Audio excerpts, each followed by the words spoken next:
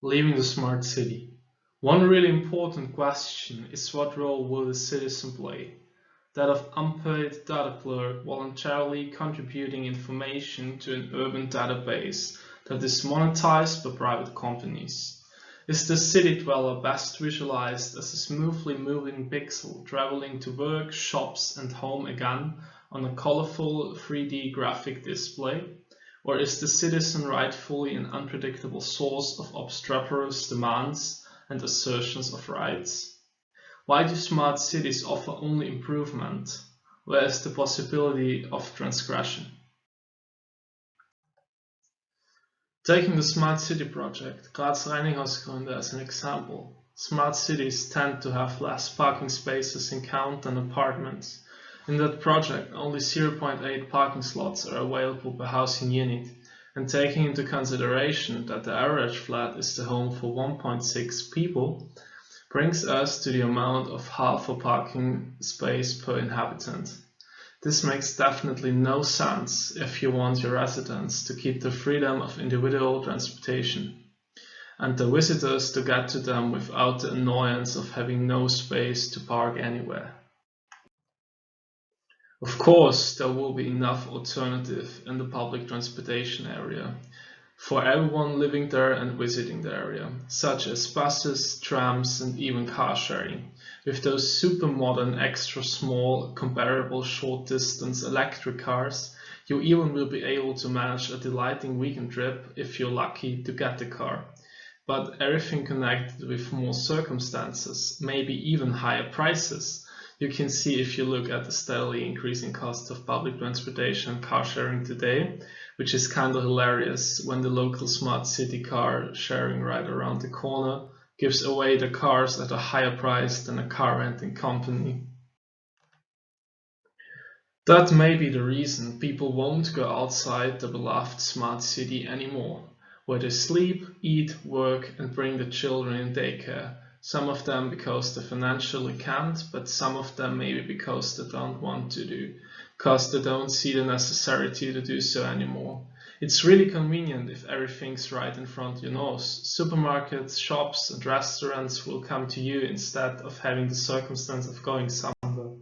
For the ease we get from those smart cities, we could lose our privacy and freedom of going where we want. If every moment gets tracked by thousands of cameras located in the city and every order we make online gets controlled, what would happen in a worldwide crisis just like now with the COVID-19 pandemic, where you're supposed to stay at your place and don't get in contact with other people? If you need to help your grandparents, for example, with necessary errands and you can't get a car from a sharing station across the street, of course, if you only need to get stuff for yourself, it can be quite convenient having a supermarket in the ground floor. But what if we talk about a worldwide economic financial crisis? Will there still be trams and buses stopping at your front door? But maybe you will find yourself feeling trapped in a smart city, seeing the same things, taking the same steps, and doing the same tasks every day on repeat. Not having the need to leave, but the strong desire, alive just like a chicken in a cage. In this chapter, I'm gonna talk about monitoring of smart cities, especially the traffic monitoring and all monitoring facilities in the entire area. This comprehensive monitoring is necessary to make an optimum use of the achievable capacities in smart cities. This has both advantages and disadvantages. So, efficiency is an important factor in smart cities. Traffic should run optimally. We all know that. In bigger cities, traffic is horrible. Then capacities are used in the best possible way, for example, parking areas, and to ensure these factors, a comprehensive monitoring system is needed. So, here are some disadvantages of comprehensive monitoring.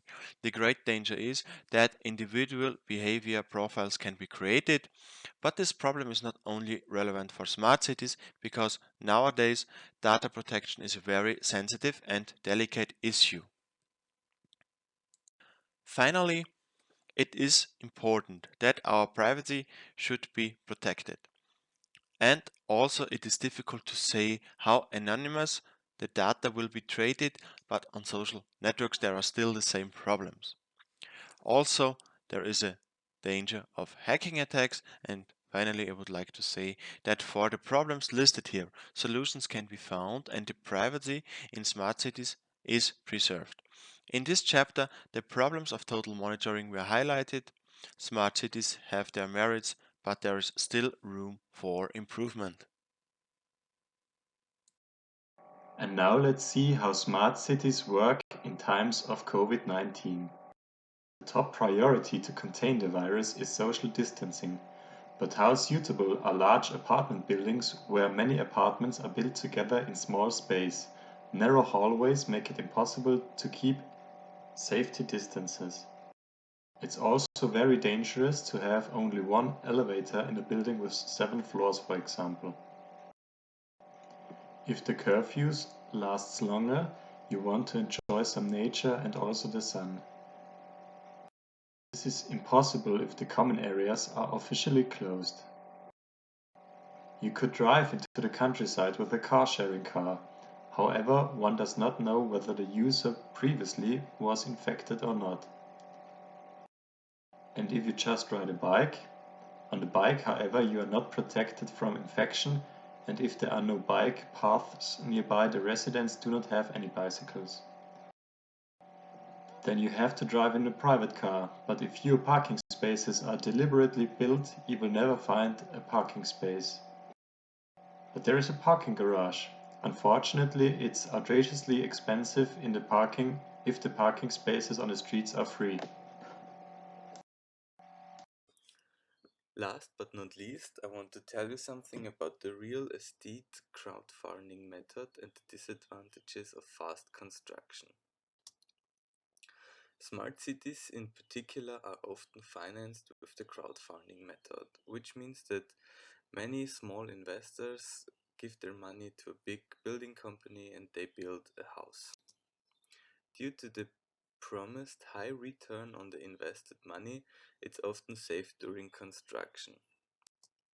Because of many small investors, nobody really has an overview what is going on there, and the owner just wants to finish quickly, which means that often the quality of the building is not very high. Also, the tenants are sometimes not treated fairly. Those who move in first often have rental contracts over several years so that the investors get their money back quickly. In addition, the basic rent is very high. Everything costs extra, such as parking space, and that in an often not well-built building. Thank you for your attention and have a good day.